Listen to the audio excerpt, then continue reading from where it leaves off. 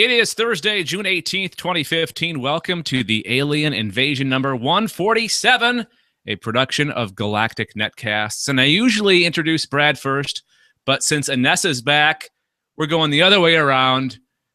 Please welcome back to the show, Anessa Moyens. Anessa, welcome back. Thank you. Thank you. Wait, hang on. And Brad, as always, he's always here, so it doesn't Yeah, he's always here. Screw that guy. not that big of a deal. Welcome back, guys. We got the band back together. It feels good. It does. Indeed. Are you guys getting any kind of like echo effect? Because my volume is way up. Are you sensing anything different?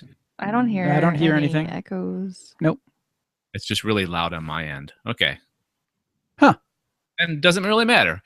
Well, okay, let's get into it. This is the podcast where we talk about aliens and their appearances in film, TV, video games, comic books, science, real life. Could be the real kind of aliens, could be the fake kind of aliens that we see on TV shows or whatever, or could be the kind of aliens that people get abducted by in a field out in the middle of nowhere, and then they... Or in your house. What's that? Or in their house. Or in their house, abducted from their bed, taken... Wait. What? Wait. Bah. That sounds even creepier. Yeah, it does. Taken from their bed, and they float through the air. They always have to be floating through the air, right? Yes. Yeah, they never just drag them on the ground. No. Well, that's kind of rude, right? A little bit. Also, it's taking them without their permission. Without their permission. Yeah, that's true. It's like they never ask. I guess I'm missing the bigger picture, really. With alien abductions, no still means no. Yes. Well, exactly. as long as they say, can I? Would you mind? I guess I wouldn't. I wouldn't really care if they were polite about it. If they were polite and you're like, well, sure, since you asked nicely, then Yeah. it wouldn't be like a huge deal. Hey, buddy, can we drag you across the ground and probe your anus? Thank you. We'll take you All to right. Dunkin' Donuts Or Mars or afterwards. Pluto, whatever. We're this close to getting on a hand, so let's get the show on the road. The podcast is sectioned off into three areas: the news of the week, the sightings feature, and our picks of the week. If you'd like to watch us do the show live, and why not, follow Galactic Netcasts on Twitter, Facebook, or Google+, and you'll be notified. You'll get notification in your feed or whatever, or just go to galacticnetcast.com and click on the live page, or go to youtube.com/galacticnetcast. You can watch us live or watch the archived video later on. So let's do it. Let's start with the news here. In the news. And Anessa, I think... Oh, hang on. This thing's... Please identify. Ah! I thought I had that fixed. Oh, Popeye. Okay, let's play it. In the news. All right. Please identify. Ah! Nothing works. Okay. What I was trying to say is, since Anessa's back, you're the guest of honor on this episode. You go first with the first story. All right. Well, I think the first story is pretty cool. A new interactive map lists most credible UFO sightings since 1905. Ooh. I know. And honestly, I really recommend people going and checking out this interactive map because there's a whole bunch of, well, I'll read it in the story, but there's a whole bunch of little green circles in various sizes. And when you click on them, you get information on reports, and some include images, sketches, videos. So it's pretty cool. But anyway, is that strange object in the sky an alien spacecraft, a secret military plane, or an ordinary weather balloon? There have been 90,000 credible UFO sightings since 1905, according to the National UFO Reporting Center. How many? 90,000 credible UFO sightings since 1905. Holy crap. Yeah, just a couple. And this new interactive map displays each of them. The UFO sightings map displays each sighting of a UFO as a circle, with the size representing the number of reports received by the UFO Reporting Center. The larger the circle, the more people reported seeing that UFO. And as users zoom in on their favorite city, more circles are revealed. The map also uses pictures and videos from the Mutual UFO Network, or MUFON, the world's oldest UFO investigative body. Click on a UFO sighting circle, and the map displays the eyewitness report with information listed, including the date, time, UFO shape, and the written account, along with any available photos or videos. The map is hosted by Metrocosm, a website devoted to analyzing life through statistics and data. Metrocosm analyzed the UFO sightings map and made several key discoveries. Assuming that more reports means more credibility, the website names a sighting in Tinley Park, Illinois as the most credible report with 77 sightings. In this sighting, 3 red lights were seen flying in formation for about 25 minutes. Meanwhile, Washington State has the most UFO sightings per capita. UFOs don't congregate near airports, but more sightings are reported around July 4th, New Year's Day, and New Year's Eve than any other date. You know why? I wonder why that could be. Because people are looking up in the sky. That's why. For And fireworks drinking. and drinking. And it's the perfect storm. Yep. The number of people that have reported seeing a UFO has steadily increased since 1995.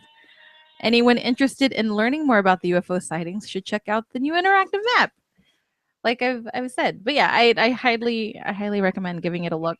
It's pretty cool. You can zoom in, you can zoom out. There's a lot of sightings around Chicago I was looking at. And yeah, no, it's a lot of fun. If you like maps and you like UFOs, that's the place to go. That's called quantifying, right? Or qualifying. Quantifying? Quantifying has to do with the amount. I guess it would be more of maybe a little bit of both. Okay. Perhaps. Because there's a lot not of just counting the number of sightings. They're also trying to figure out, like, well, I guess it would be quantifying. would it be a statistical thing, or is that still quantifying? It's done by a site that does stats on things. Okay. No, I love those kind of things. I love those maps, infographics, anything that breaks a certain thing down and kind of puts it all in perspective. And Yeah. wouldn't it be cool to have somebody do that for your life? You know, like I don't know what categories you would put it in, but you know, taking that same philosophy, that same kind of angle, and doing it for your own life or doing it for something else. I find that would be very interesting. Something that's a little bit more personal for you. Yeah. Excuse me. But All right, cool. So we will put the link to that to this article, and I'm sure the article has a link to the map, right? yes, it has it embedded in its text as once you reach the 90,000 credible UFO sightings. That's the link that you want to click on. Okay. So, yeah. Okay. But I'd say it's more quantifying than qualifying, maybe. But anyway, onward. Okay, we'll put that in the show notes. And of course, you can check out the show notes on our website, galacticnetcast.com, or gncast.com is also the alternate website address. And while you're there, check out the Galactic news feed. A few times a week, we put together a compilation of different news events of the day in the realm of science fiction, in the realm of science, weirdness, you name it. Anything that we cover on the network, we put it up on the Galactic news feed. We also have the Splash page, weekly blog or daily blog as well with Gregor. So check that all out at galacticnetcast.com or gncasts.com. All right, so my news story is X-Files related, but before I get into it, you have to, for the people watching us record right now live or watching us later, Anessa, why don't you explain your purchases from over the weekend? Because it kind of has something to do with the story I'm about to read. Yeah. Well, as I was telling Dave before the show, Brad and I went to the mall to go to Hot Topic because we know that they are a retailer for the Funko Pop figures.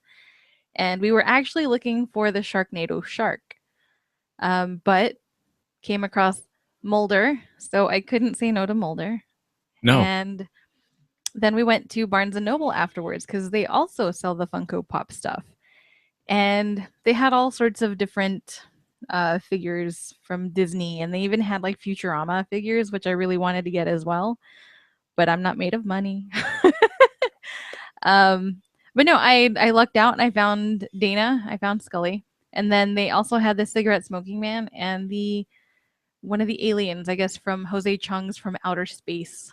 And Brad wants to put a cigarette in the alien's mouth to kind of go with that episode. At least in the hand, because the fingers are spaced apart a little bit. And that classic scene from Jose Chung's From Outer Space, there's the alien that's smoking a cigarette going, this is not happening. This isn't happening. This is not happening. This isn't happening. What's Jose Chung's From Outer Space? That's with Charles Nelson Riley, who is playing Jose Chung. And he's interviewing people he's interviewing different people for a book about a particular event, and you're getting the various sides of the story, and that's what's shown in the episode. So, you know, like one character describes Scully as a poor cross-dresser. Yeah. Like a guy trying to pose as a woman. It's told by different perspectives and point of views, and occasionally someone will say something and it will be in somebody else's voice who's telling the story. Yeah, and like Mulder will just be there really serious and then like, woo! Yeah. and random. It's a Morgan and Wong episode. Okay. Which they are going to be doing the new series of X-Files. So which is a perfect segue to what I'm about to say. Absolutely. David Duchovny was recently interviewed on the Late Show with James Corden, and he was asked about, you know, his belief. What does he believe? Does he think that extraterrestrials are real or not? And he says absolutely does not believe in aliens. So I told this to my wife, and she was devastated. She does not want to believe that David Duchovny doesn't believe in aliens. I'm okay with it. I still love him just the same as Mulder. So he was asked by Reggie Watts. Does anybody know who Reggie Watts is? The name rings a bell, but hang on, let me. He's either part of the show or he was a guest on the show because he asked David He's a musician. Duchovny. Okay, so he must be part of the band on that show. Probably. Yeah. I haven't seen the late show since Craigie Ferg left. Yeah. Well, I hear it's pretty good with this new guy, and people love. He's funny on his own, so I imagine it would probably be pretty good. I just haven't watched him yet. James Corden actually is the character Craig on Doctor Who. That's right. I forgot He's about that. Stormageddon's father. Yes.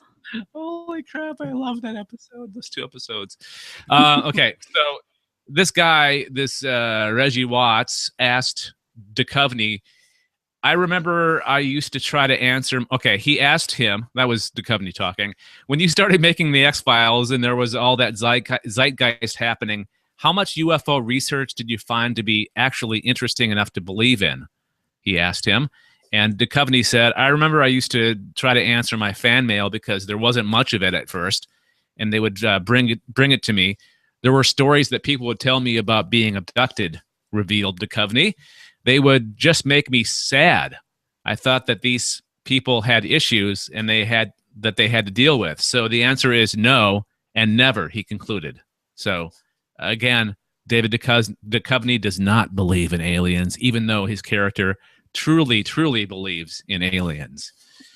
And on a related story, meanwhile, on the set of the new revival show of The X-Files airing next year on Fox, there was a flying saucer embedded in the ground, spotted near Ashcroft, British Columbia. That's kind of near Vancouver, where they're currently filming The X-Files.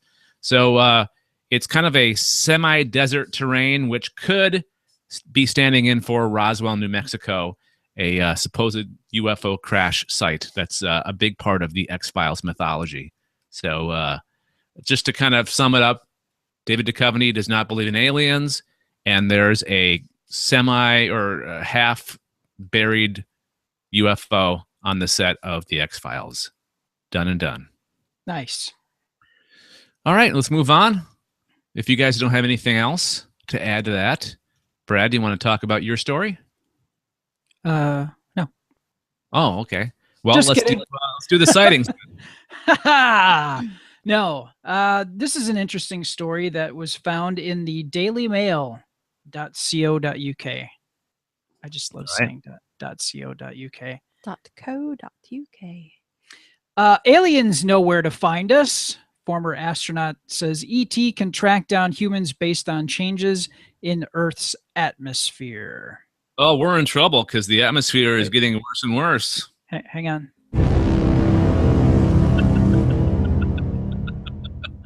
That just sounds so creepy. All right. If intelligent aliens are out there, they probably already know we exist. This is according to former astronaut. Okay, I'm going to stop a second. Now, I'm going to ask you something. An astronaut is somebody who is college educated. An astronaut is somebody who probably holds multiple degrees, because when you send somebody up into space, it costs money to launch anything into space, especially a person. So they have to wear many hats. So, astronauts are pretty darn intelligent, right?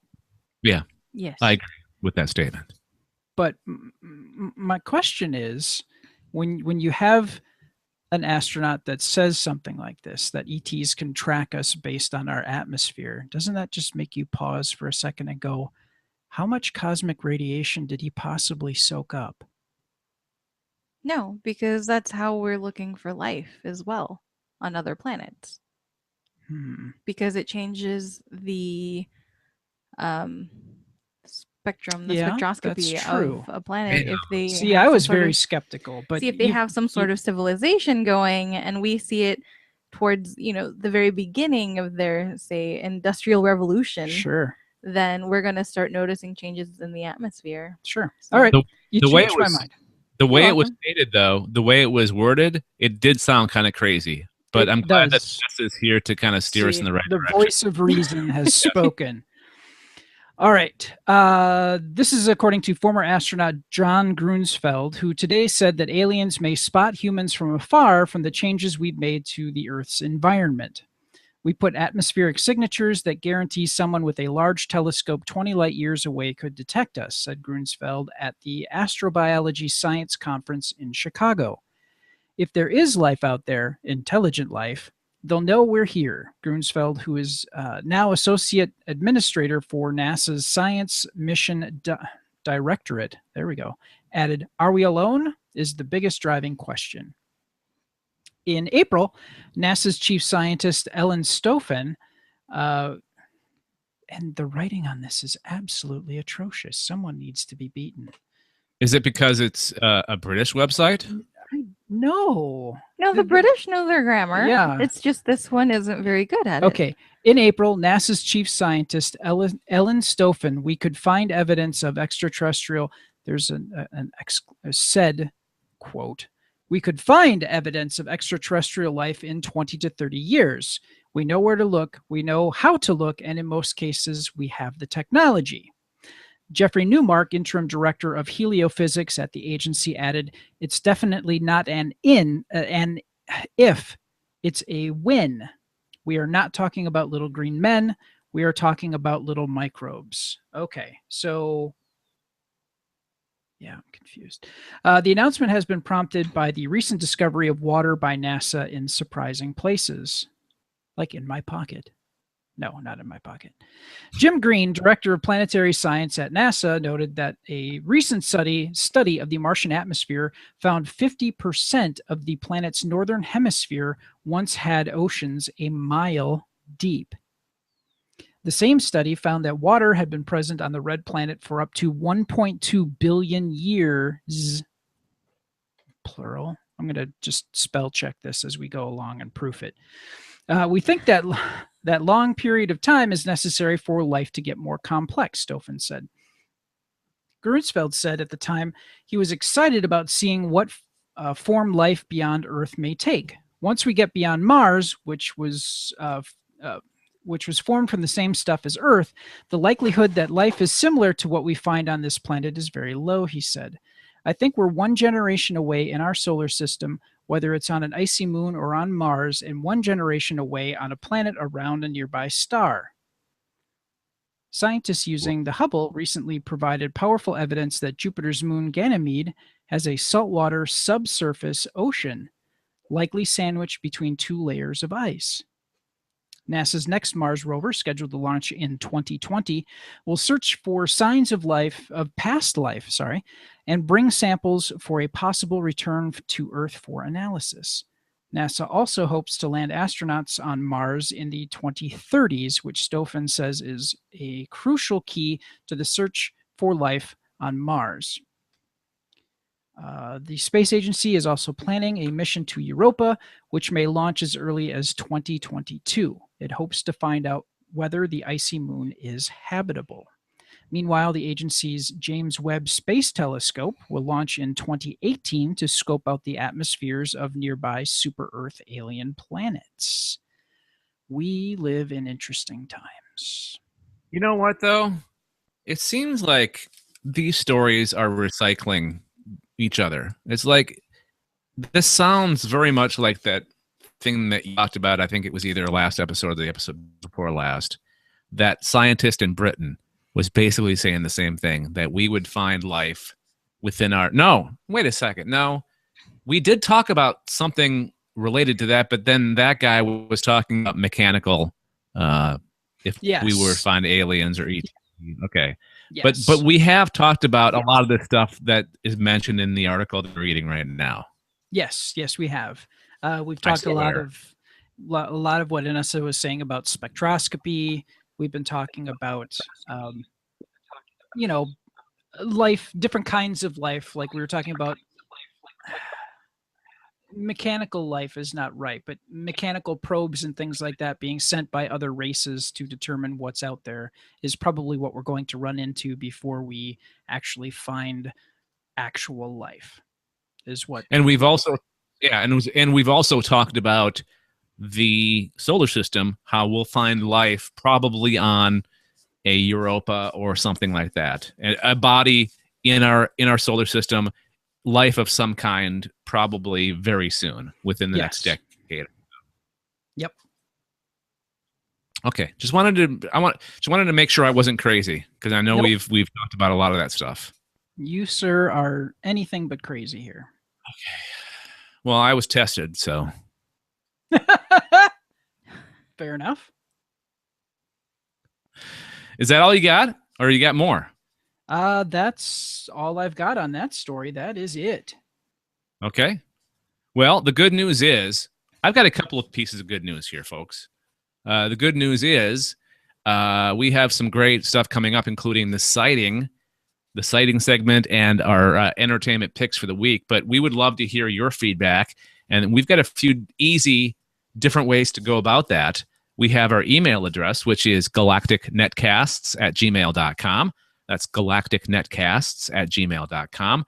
Or you can leave a voice message, either by calling our voicemail number, which is 805-328-3966, 805-328-3966, or go to our website, Galactic Netcasts or gncasts.com, and click on the thing that's on the right hand of every single page in the website. It says something like leave a voice message or something like that. And you just click on it and you can record a message right through our website. It's actually easier to do on a mobile phone because you don't have to install any kind of proprietary third-party software or something like that.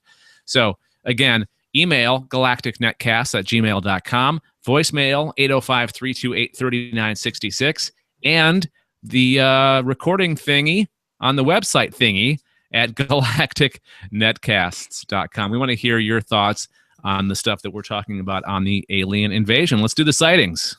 Please identify the craft. Yes. A black triangular three-dimensional shape, huge, just flying, hovering in it. Shaped like almost like between an egg and like a teardrop. Two long cylinder objects flying over me. It appeared to be rotating and circular in disc shape, and it hovered for maybe about 5 minutes. Okay, before you talk about the sighting, people are probably wondering why. Well, Brad's on vacation this week, and he has Alex all week. And we had the door to the Nerdatorium open by maybe about like 6 inches or so. And Alex walks up to the door, goes, "Shush," and then shuts it. Well, okay then. My son is a character. He is not a fan of the show, apparently. Yeah. And that's Not a okay. He can dig his own thing. It's not for everyone. But All right. yeah, that was just hilarious. He just walked up to the door, said "shush," and then pulled it shut. I was wondering why you guys were laughing. I couldn't see you because I was messing about with the soundboard, which is back, by the way. That's why you heard. That's why you heard this. Or I was wondering. Alan! Al! Alan! of course. An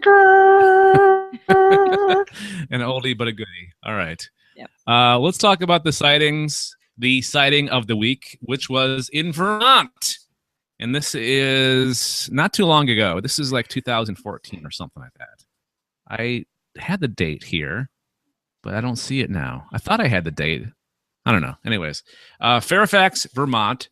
Witnesses reported a 2-hour UFO event involving a pair of pulsating discs and a black triangle craft, according to testimony from the Mutual UFO Network Witness Reporting Database.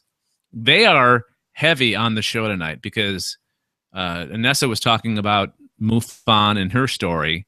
We're talking about MUFON here, and I've got my entertainment pick. It's MUFON related. So MUFON, we love you. Getting tons of love tonight. According to the witness, around 9 p.m., he saw of his house an extremely bright object, pulsating red and blue lights, bouncing around slightly. At the same moment, I noticed another similar bright object to the north. But apparently this object became a secondary consideration to the witness and his wife because it was partially obscured by tree branches near their window and appeared to be farther away and at a higher altitude. After the witness returned to the spot with a travel telescope, he noticed a light on the ground directly below the UFO. According to the man, the object was disc-shaped, bright, colorful, pulsating, and bouncing. The pulsating red and blue lights, I love saying pulsating, appeared to come from within the craft, passing out. Yes. Craft? Pulsating from within. That sounds so dirty. It does. It was seen to be passing out through its walls. I don't know what that means. He then found the light on the ground below the craft and saw that it was cylindrical, orangish yellow, and was illuminating a white angular object. The witness then said, when my wife again examined the craft, she asked, "What is that other thing in the air closer to us in the bottom right corner of the view?" I looked and saw the corner of another mostly black and camouflaged object, perhaps 200 or 300 yards closer to us. I watched this object for 10 minutes or longer and noticed that it was slowly rocking around and up and down. On several occasions, I could clearly see that the bright pulsating disc was casting enough light on the angular craft to illuminate two corners of what appeared to be a triangular black craft. The witness then realized that the object on the ground had disappeared. The triangular craft remained in the same position for another 30 minutes and saw one faint circular orange light on each of the three corners. The witness's neighbor also saw what he and his wife did or saw that night as well. So they weren't the only witnesses in this case, but they were the only witnesses that actually reported it to MUFON. So exciting stuff, eh? Absolutely.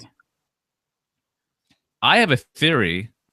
I could be wrong about this, but I think the glowing ones, the glowing craft that he saw separately from the triangular craft, were those lights in the three corners of that triangle. That they come down off the craft and do their little, whatever they gotta do, and then they come back into it. Okay. That's so like a scout craft? Yes, exactly. That's my theory. And you hear the reports usually of these triangular crafts of streets. So maybe this is just a regular thing, possibly. This is something that they're all equipped with, the three scout crafts on the three corners. Interesting. I like your theory. Thanks. So that's our sighting for the week.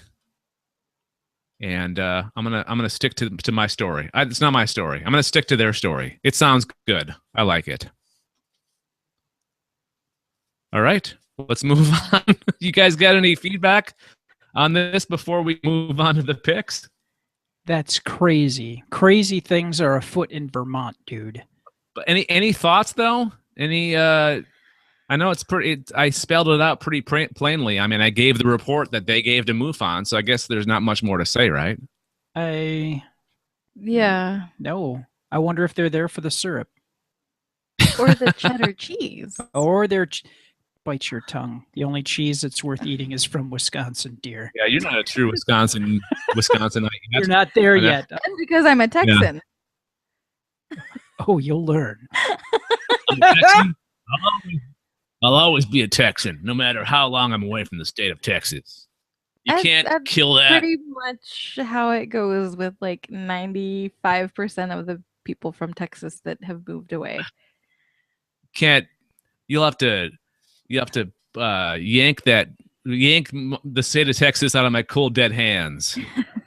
It's pretty big, so hope you brought a truck. All right. Hey, before we get into our entertainment picks, I want to let you guys know that you can listen to us in a variety of different ways. Okay? If you have iTunes, if you're in the iOS ecosystem. If you're in the iOS ecosystem, you can get us off of iTunes. And if you like what you hear, please leave us a favorable review and 5-star rating. That'd be great because the more of those we get, the more listeners we get, and it kind of snowballs, really.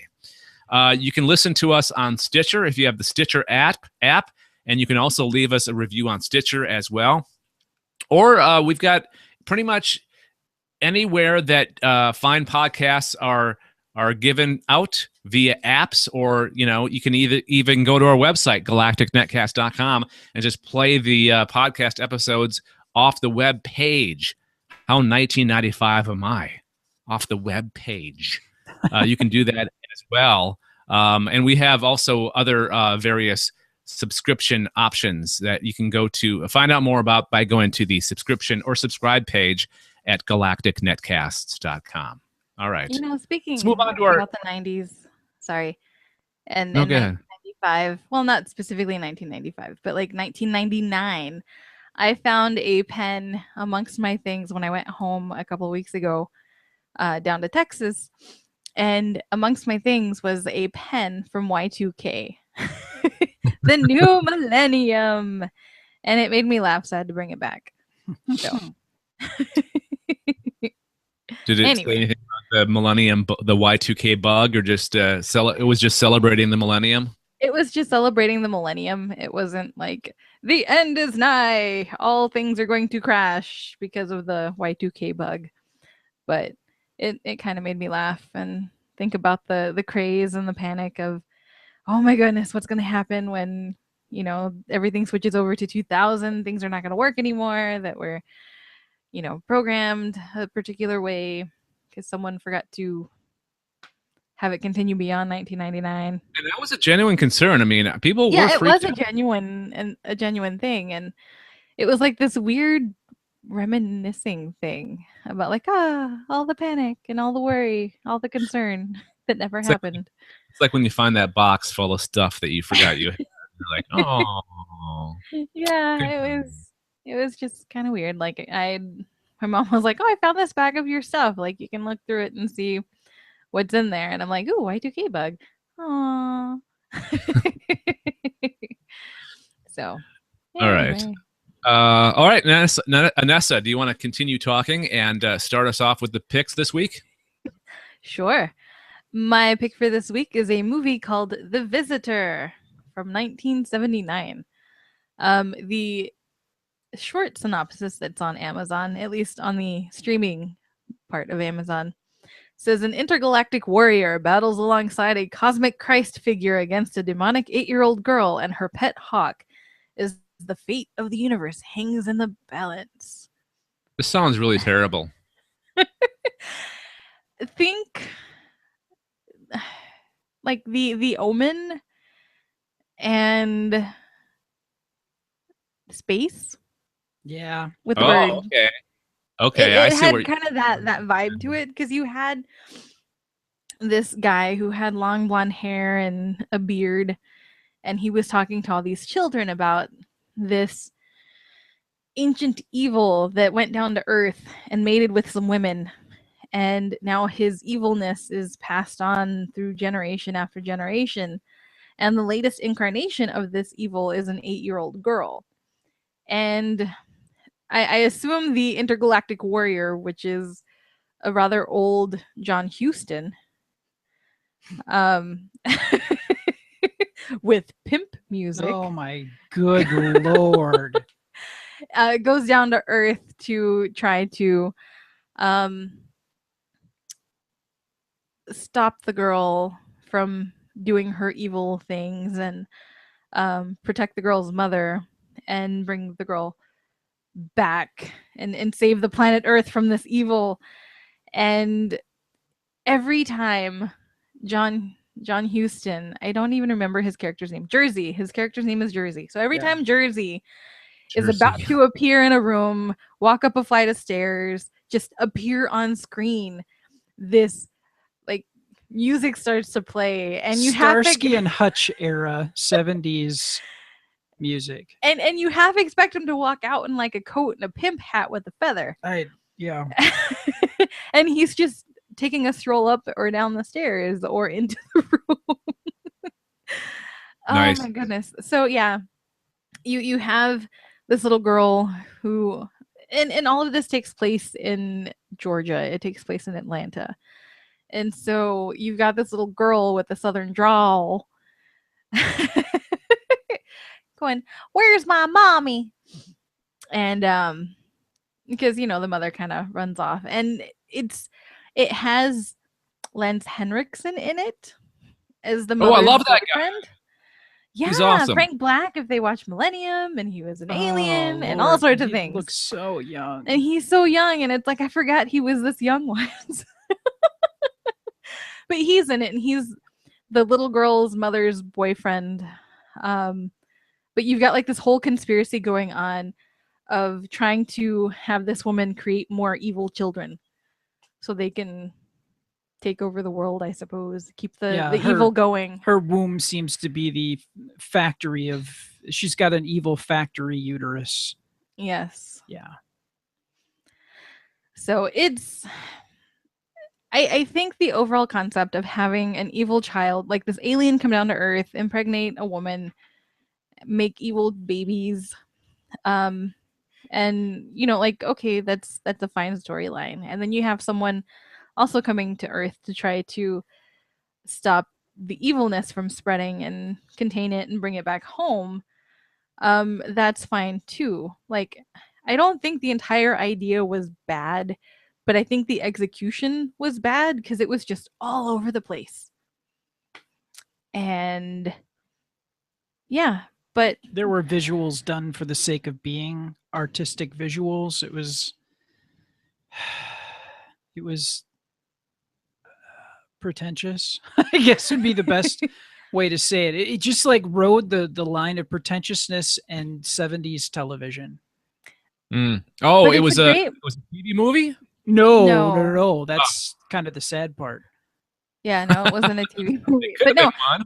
I recommend this movie if you have a bunch of friends over and just want to do kind of a MST3K thing with it. Yeah, This would be a fun movie to do that too. So because I was doing that while she was trying to watch.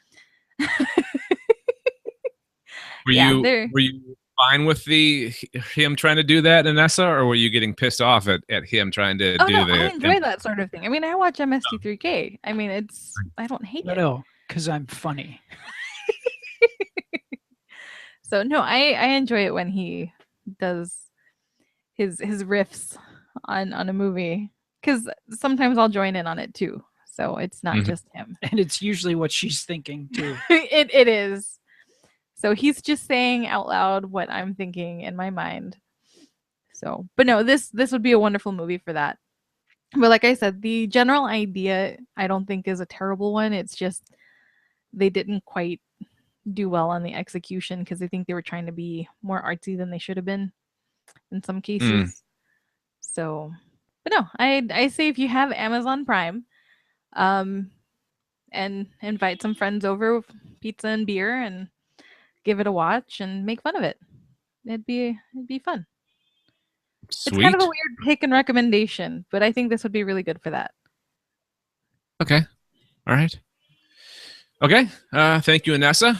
We'll have the link to your pick in the show notes, of course, as always. All right. So, Brad, you're next. What did you watch this week, or play, or listen to, or whatever? Because I was on vacation this week, I got a hankering for Doctor Who. So I watched 2/3 of the Matt Smith run. And the one that I settled on was the Rings of Akhaten. And the reason why I settled on it is some people kind of give that one a bad rap of not being a very good episode. But the cool thing about it is at this point in time, it seems that the BBC was willing to spend a bit more money to do alien stuff. So when they get to Akhaten, it's a market, it's a bazaar, and all of these different aliens that live on these 7 or 9, I can't recall now. 7, I think. Yeah, it's 7. 7 different worlds that circle this star. All go to this particular market to trade. And the amount of detail and the masks that they used for this were just very beautiful. And I would say that the designer that they have designed the Ood as well, because I could see in a couple of the different alien races' faces, that rhymed, they had similarities to some of the structure of the Ood faces, although they weren't Oods, but like in the eyes and in how their cheeks and the upper parts of their heads were structured, looked very similar to Oods. And it was just kind of a neat way for you to, as a viewer, to kind of soak in all these different races at once. Because usually if you do a Doctor Who episode, to my recollection, they're either all humanoid, very humanoid looking races. So then that obviously saves money on makeup and stuff like that. But they went all out on this. It was just beautiful. So this particular episode, The Rings of Akhaten, there is a festival of offerings where the Queen of Years is supposed to sing to the god to keep it asleep. And it's a 2-part harmony. There are the monks that are constantly singing to the god to keep it asleep. And then her job is, as the Queen of Years, she knows all the stories, all of the poems, all of the folklore of their race. That is her job. And she sings the different songs at this particular festival. And this festival happens, I think, every 1,000 years. I think that's what it was. And turns out that the Queen of Years is also a sacrifice. Yeah, and this is Queen of Years. When I say Queen of Years, she's 8. She's 8 years old. So obviously very young, and obviously the Doctor isn't going to let that stand. And No. also, this is like I want to say that the Rings of Akhaten is one of the earlier adventures of Clara's run. Yeah, I think it is. I was just thinking about that. I'm like, that sounds I familiar want to as say that's like her episode. second. Isn't it like her first or something? Because the Doctor gave her the option. Because the first one was the spoon Wi-Fi thing, where the Doctor comes and saves her and the world because they're being downloaded.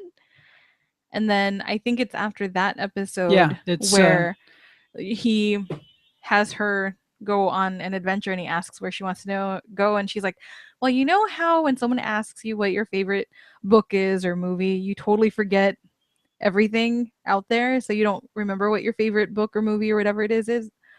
And he's like, no, I don't get that at all. So she's like, oh, take me someplace cool. So this is where he takes her, and this is her first adventure with the Doctor.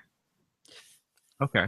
Well, this particular Clara, because she's also the impossible girl. Well, I mean, we've met a Clara Oswald. Modern day Clara. This is her first adventure.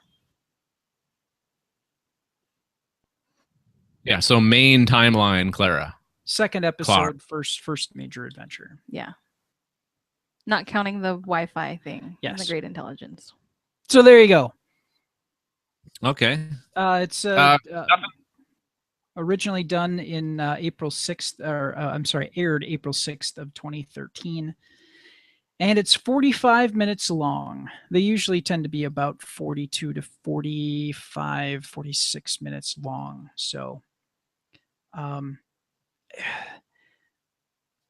it also reminded me of an early First Doctor adventure where who is it? Barbara, Susan, and the chemist, I can't remember his name, the chemistry teacher, travel to a Mayan temple or an Aztec temple. And it really kind of had that feel, that architecture. And I really got the feeling that they were starting to, because we were heading into the 50th anniversary, they were starting to do little nods, little tips of the hat to the Doctors that came before. So this, to me, felt like they were pulling on that aesthetic of an earlier Doctor Who episode and paying homage to what has come before. So that's another reason why this episode is cool to me. So speaking of early Doctor Who episodes, there's been rumblings, there's been rumors being bandied about that the Doctor's what was daughter? Was it the Doctor's daughter in the first? Susan? That's his granddaughter. Well, because the Doctor's daughter was David Tennant and the chick that he ended up marrying in real life. Yeah. But his granddaughter may be coming back in some form or another, which would be interesting. Yeah. And one of the things that has been, it's controversial. People don't quite believe that the Doctor had a daughter that, except for the David Tennant episode. I mean, a biological one that he was in on the deal and made that baby with his consent. Yeah. That, Susan wasn't actually his biological granddaughter, that she was someone that referred to him as grandfather, and he is granddaughter. Yeah. Which I would like to see maybe clarification, or if they're just going to keep it obscured, to have just one more episode with her. She's older now, so it would be kind of nice to, tip the hat to some of the previous companions and tell those stories. Is that actress still alive? To my knowledge, she still is. I think she is. I say bring her back, but bring her back in a different. Wasn't she in a documentary not too long ago about Doctor Who? Yeah, Susan Foreman. She was supposed to be like a Time Lord, right? Well, she was also from Gallifrey. Yeah, she's from Gallifrey, but being a Time Lord is like a a calling, an occupation, a career path. Mm-hmm. So, I mean, you can be from Gallifrey and not be a Time Lord. So, no, she is still alive. Okay. All right. That'd be neat to either bring the original actress on the show in some capacity or have a different actress play her, and it turns out that she was a Time Lord and she's been hopping bodies or you know, wow, doing the new body thing. She is 75. Oh, that's young. Yeah. She could come back if she wanted to. All right. Finally, my pick is another documentary series. I kind of been on this documentary series roll recently, and it's called Hangar 1, The UFO Files. And the Hangar 1 refers to the location of all the MUFON files, the Mutual UFO Network. It's where they keep all the reports. You know, It's a people. Continuation of the theme. Yeah, exactly. Unintentionally. We did not plan this, people. We ever plan anything? No, we never plan anything. No, we really don't. Yeah, it kind of works out. So the people from MUFON, the MUFON investigators, are actually on this show. They're like the interstitial experts that come in and talk about the whatever case they're spotlighting on the episode. And each episode highlights a number of different incidences, not just one or two. It's, I believe on this one, it was 4 different episodes. It was season 2 episode called Hunted by UFOs. It aired just last month, May 15th, 2015. And like I said, it's in their 2nd season of Hangar 1, the UFO Files. And I think it aired on H2, which is the 2nd History Channel. But I watched it on YouTube. It was one of those deals where, have you noticed it recently that people have been getting around the whole copyright infringement by putting episodes in boxes? Like, yeah, I noticed that. I was looking for season 3 of Death in Paradise, and they had this weird frame around the episode. I'm like, what's up with that? I guess it's a way for the computer or like the system that scans the YouTube network to be like, oh, well, it's not this episode, or this is not that show. So whatever algorithm they use to search videos and audio. That's how I watched this, because it wasn't available to me any other way. And I saw it, I think, on our on-demand menu on our cable system, and H2 is offered on our cable system, but we do not get it. We're not subscribed to it. So I'm like, God, I really want to watch this. So I just found it on YouTube and watched it. So the 4 stories on this one. The first one is a train incident. There's a train in Kentucky. It's like a freight train that's chugging down the tracks, and the engineer sees a couple of UFOs off in the distance, kind of to his front right. And the train comes around the corner, and right dead center in the tracks is another UFO coming straight at the train. And the guy thinks that they're done for. So he closes his eyes and, prays to God or whatever. He knows he's going to die. So he doesn't die. The UFO kind of shoots up last minute. And when they get to the next station, they're met by a bunch of government agents or people in suits that they have no idea who they are. And they start taking the train apart, and the crew on the train gets questioned by these people for a long time, like they knew something about what was going on. And that was the first case. Remember, this episode is called Hunted by UFOs. The second case is, let's see, what was the second case? It was a group of women traveling down the road going to bingo. And it was also in a southern state, I believe. And they're also attacked by a UFO when they're going down the road.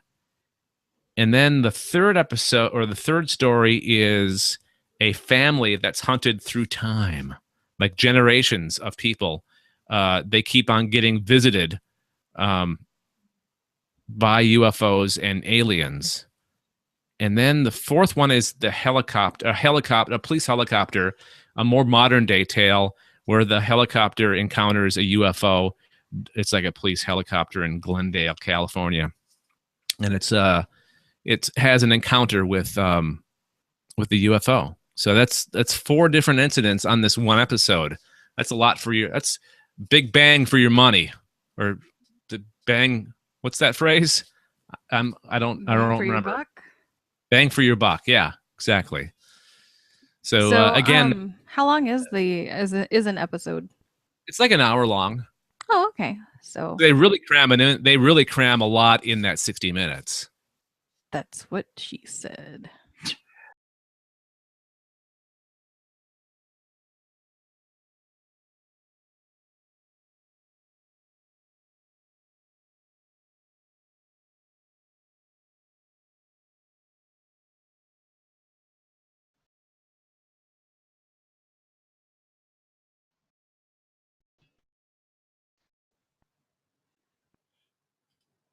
Really, it's actually not too bad. All right, so that's your picks, or that's our picks, and we will have the links. Brad left. Brad and Nessa, they left. No, We're here. We're here. Okay. We're It's lagging. a weird server error Yeah, from Google. I got a Google server error and it like disconnected the call and then it brought us back. Huh? Weird. That's Okay. what I said. Well, as long as you're back, that's all that matters. Welcome back. And as I was saying when you guys were gone, we will have the links to our picks in the show notes of the podcast. Before we get out of here, want to make sure that you guys are aware that we have a thing, a organization that you can join called the Galactic Collective. It's just basically a fancy way of joining our social networks, really, when you think about it. Just go to our website, galacticnetcasts.com or gncast.com, and click on the Join the Galactic Collective little logo or graphic on the upper left-hand side of the screen. And you'll get the links and all the details to our social networks like Google+, Twitter, Facebook. We have a Facebook group. Or we've got details if you want to become a member of the Galactic Council, and you get to actually help us make decisions as far as where you want the network to go as part of the Galactic Council. You can do that by contributing a little something to our Patreon account, as little as $1 a month. So again, go to galacticnetcasts.com and click on the Galactic Collective. And we've got some feedback this week. Gary True left a comment on YouTube on episode 146. That was the last episode. He said, "Very good show. I guess it is true that we are trapped on Earth because of our physical bodies, but has anyone thought of artificial gravity? ? Would some kind of centrical device work like in 2001 Space Odyssey or the ship an Alien? Sorry about the spelling. Thanks for the show." Well, thank you, Gary, for watching, and thanks for the comment. I'm sure many people have thought about artificial gravity. The whole spinning thing. Does that actually work, or could that work as a means of creating artificial gravity? That's a good question. I don't know. It seems to show up often enough in Yeah. in sci-fi stuff. And for as realistic as like Babylon 5 tried to be, I know that they had a system like that in place. Yeah, that's I don't know. I remember watching some kind of documentary series one night, and they were describing that, and I couldn't understand what he was trying to get at. Like, it would work, but it would only work in a certain way, not like the way that you see on the movies and TV shows. So maybe in principle it would work. Maybe not work exactly the way they display it on these on the fictions. Yeah, I just located an article in Popular Mechanics that talks about what our listener Gary had mentioned about the spinning thing. And it says the most realistic method of producing artificial gravity aboard a space station is using centripetal force to produce a pulling sensation towards the floor that would mimic the effects of gravity. Physics blogger Matthew Francis tells Popular Mechanics that it's a lot like one of our favorite boardwalk attractions. If you've ever ridden on a carnival ride, you know that spinning very fast makes you feel heavier and can even hold you against the wall of the ride if the floor drops, like in the old Gravitron ride. Yes, I love that ride. Yep. In a rotating spaceship, objects inside would be pushed towards the hull, which I thought was kind of interesting. It says in a spaceship designed to produce artificial gravity, you'd walk around perpendicular to the wall you were stuck to and parallel to what would in Gravitron be the floor. The wall would become the floor and the floor would become the inner wall of the ship. A person can get a pretty good idea of what it would look like from 2001: A Space Odyssey's iconic jogging scene or from an old NASA test video. Okay. So, well, that makes a lot of sense. It doesn't really matter if you're in space what the floor is and what the wall is, really, because you're not up and down. You're not like you are on Earth, so it doesn't matter which direction you're going. As long as you know which is which, you're fine. Yeah, indeed. But yeah, I found that and thought that it was an interesting read. If people want to go on the Googles and go to search "Why don't we have artificial gravity" and look for Popular Mechanics, there's an entire article all about it. Okay, cool. Thanks, Inessa. All right, we got to get out of here. Final thoughts. Brad, you first. We're doing the Sci-Fi Geeks Club next. I'm pretty pumped for that because we're going to be on Alpha Geeks, aren't we? Yeah, we're going to be on alphageekradio.com or tunein.alphageekradio.com, streaming audio and video to hopefully a brand new audience. So pretty excited about that. Brad and Vanessa will both be joining me for that, and JF Dubois and our guest, Rodrigo Lopez.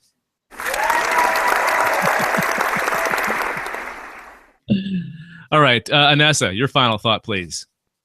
I've recently started reading Revival, which is the comic that's set in central Wisconsin.